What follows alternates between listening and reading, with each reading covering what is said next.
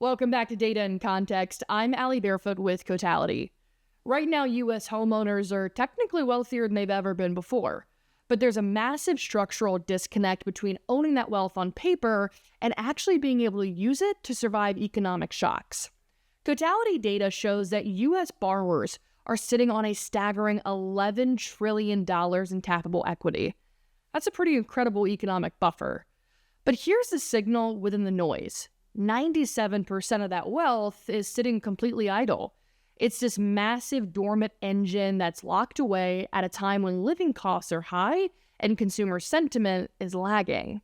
So to help us go through this noise and figure out who's truly trapped in this market, we're going to be talking with Cotality's principal economist, Thom Malone. Let's put the data into context. Thom, welcome to Data and Context. Thank you so much for joining us.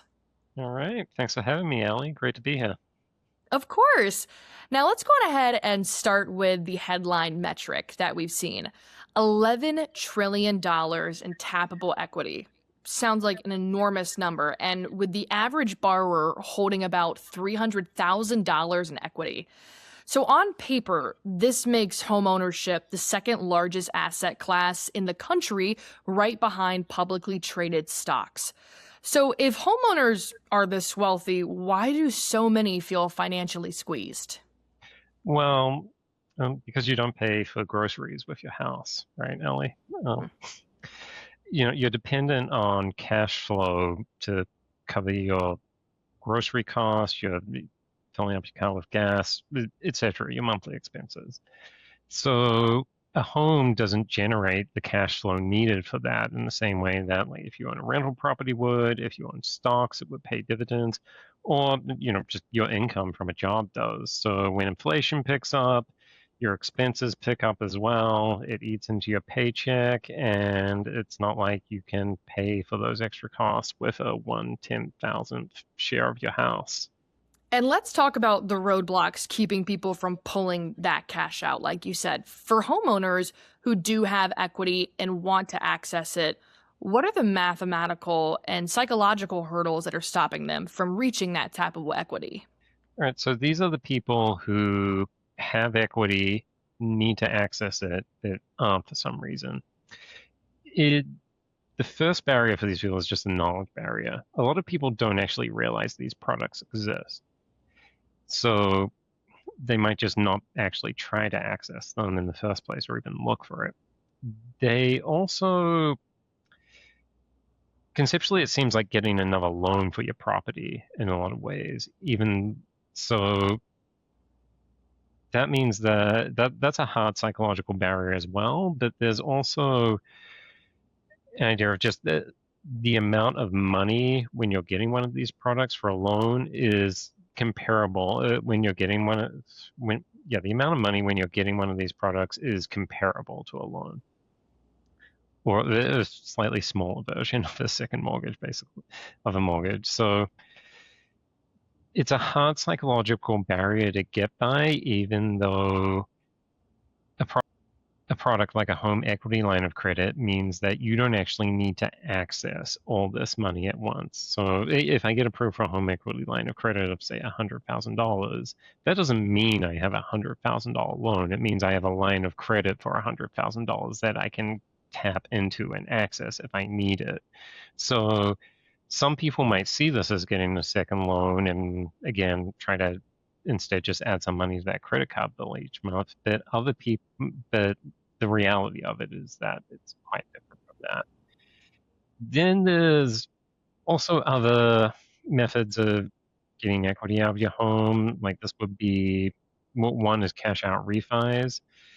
That's one way to tap into equity that was really popular a few years ago, but with rates on the rise, it just doesn't make as much sense anymore because that actually is getting a new loan for your home. So with rates on the rise, and a lot of people locked in at a sub 4% rate, that's just not an attractive option anymore either.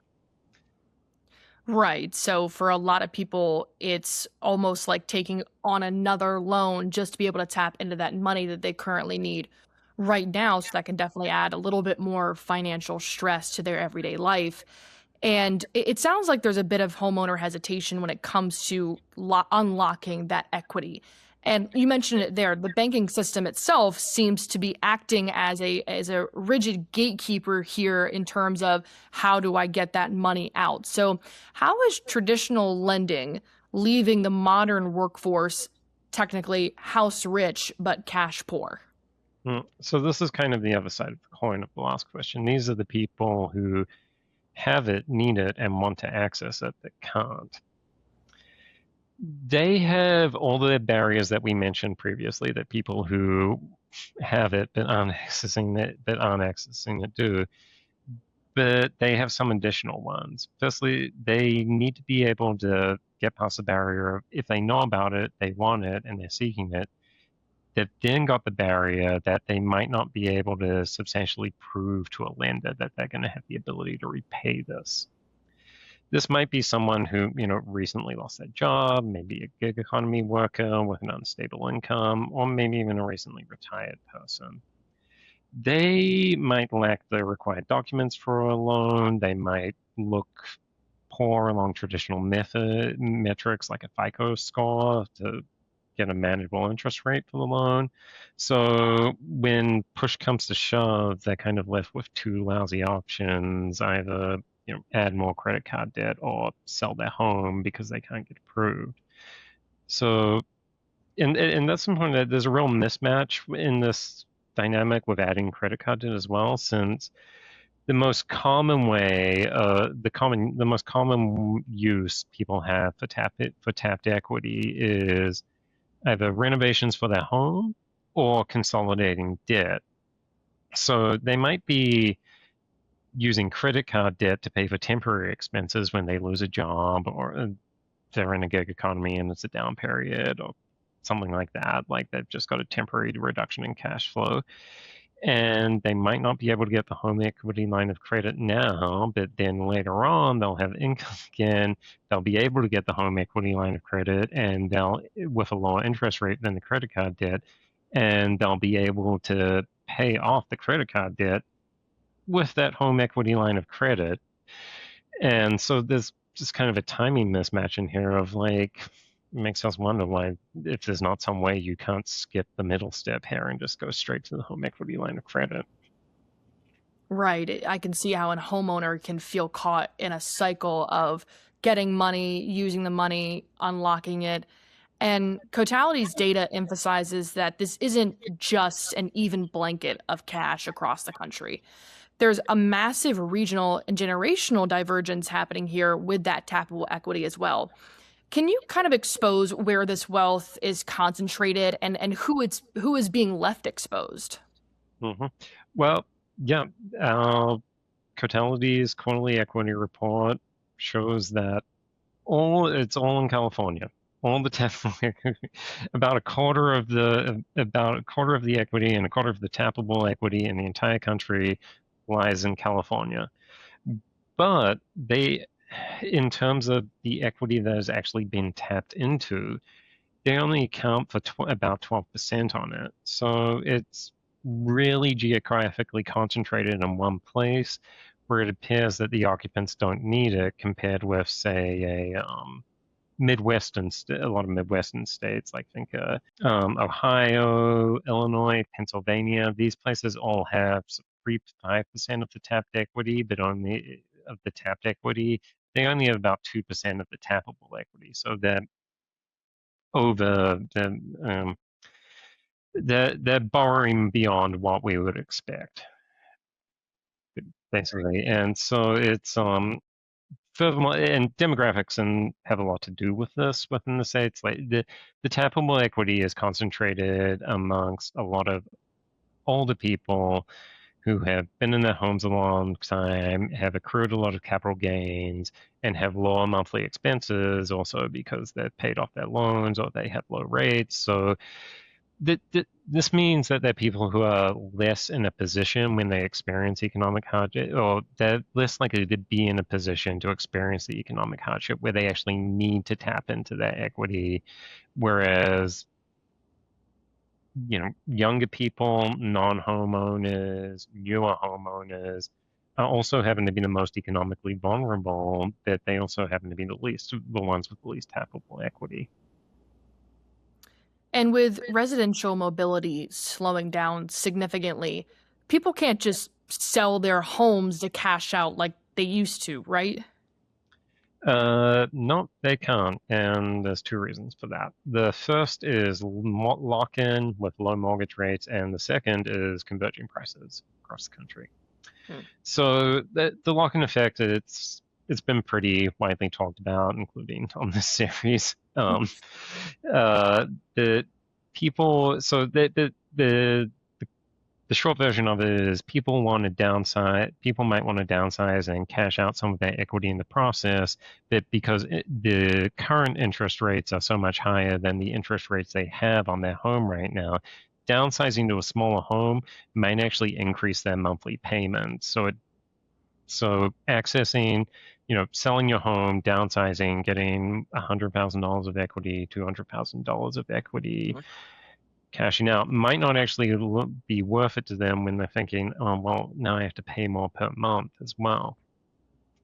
And so that's the lock-in effect. But the other less cited reason for this is that regional price differences have actually converged across the country in the last few years. So that is to say, like, the difference in price between a home in, say, New York and Florida is less than it used to be.